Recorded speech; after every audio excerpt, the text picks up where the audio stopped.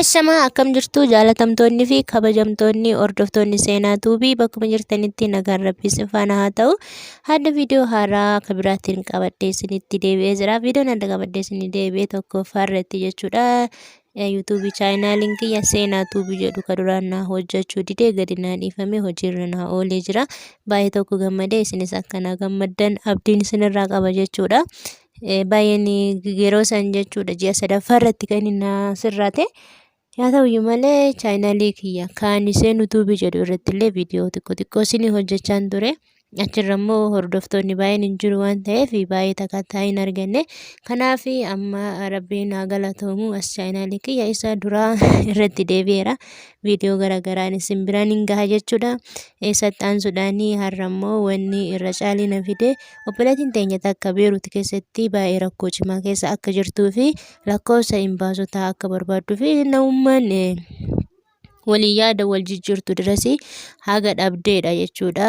Sirran isinii sagalee ishiillee isin biraan hin gaha. Lakkoofsa ishiillee isiniifan kenna jechuudha. Bilbiltanii waan isheen rakkatte yaada waliin jijjiirtanii baay'ee rakkoo keessa akka jirtudha kan isheen natti himte jechuudha. Obboleettiin teenya tuni Beeruut keessa jirti.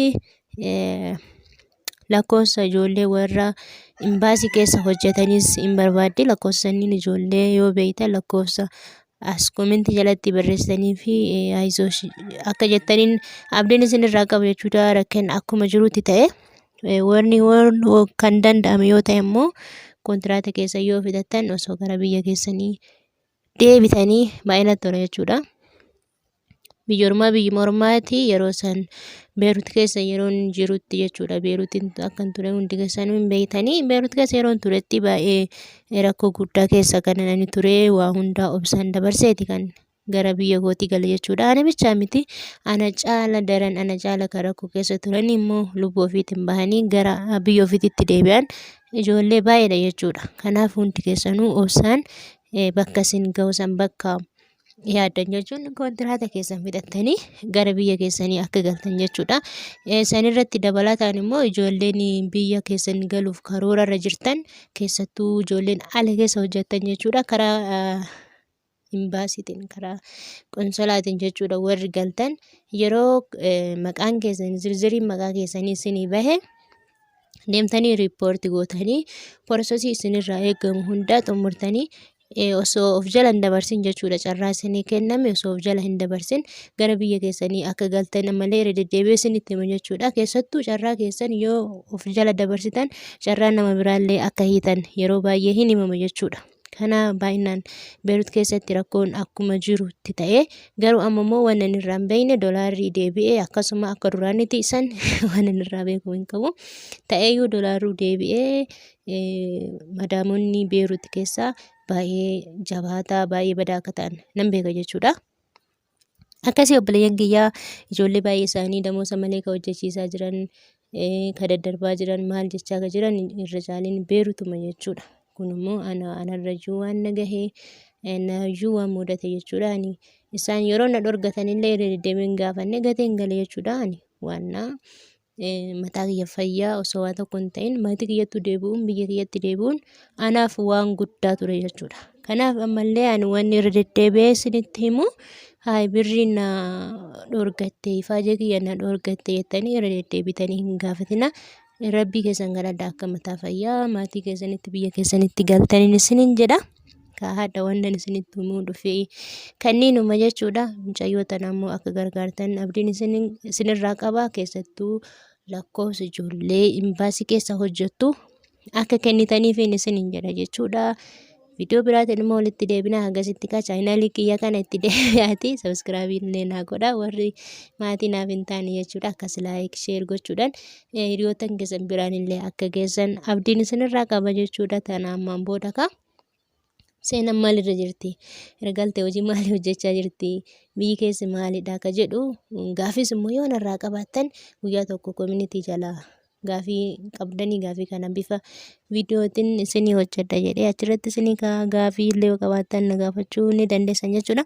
Hadda garuu viidiyoo nan qabadhee dhufe tanumaa viidiyoo biraatti walitti deebina. Jireetuma zeeroodhuma ho'ama ta'e ani hin beeku gina dhokko kana dheeni baay'ee caqacaqaa bilbilaanii dhiifama siin jecha adaraa dhokoo akka lammiitti adaraa akka nama bira dhaabatu siin jedha. Gaafa rakkoo tokkoo fi adaraa akkana gargaartuuf siin jedhee haadha koo garkee si barbaade sin argadha akkuma jedhee ani daamudha kan inni suuraa koo si ergee bakka hin jiraadhu. Ashama akkam jirtu jaalatamtoonni fi kabajamtoonni hordoftoonni seenaa tuubii bakkuma jirtanitti nagaan rabbii faana haa ta'u. Hadda viidiyoo haaraa akka biraatiin qabadhee isinitti deebi'ee jira. Viidiyoon adda qabadhee isinii deebi'ee tokkoffaa irratti jechuudha. YouTube chaanaaliin kiyya seenaa tuubii jedhu ka duraan na hojjechuu didee gadi naa dhiifame hojiirra na oolee jira. Baay'ee tokko gammadee isinis akkana gammaddan abdiin isinirraa qaba jechuudha. Baay'een yeroo san jechuudha ji'a sadaffaa irratti kan inni sirraate. Yaa ta'uyyuu malee chaanaalii kiyya kan seenaa tuubii jedhu irratti illee viidiyoo xiqqoo isinii hojjechaan ture. Achirra immoo hordoftoonni baay'een hin jiru waan ta'eef baay'ee takkataa hin arganne. Kanaaf amma rabbiin haa galatamu as chaanaalii kiyya isa duraa irratti deebi'eera. Viidiyoo garaagaraan isin biraan hin gaha jechuudha.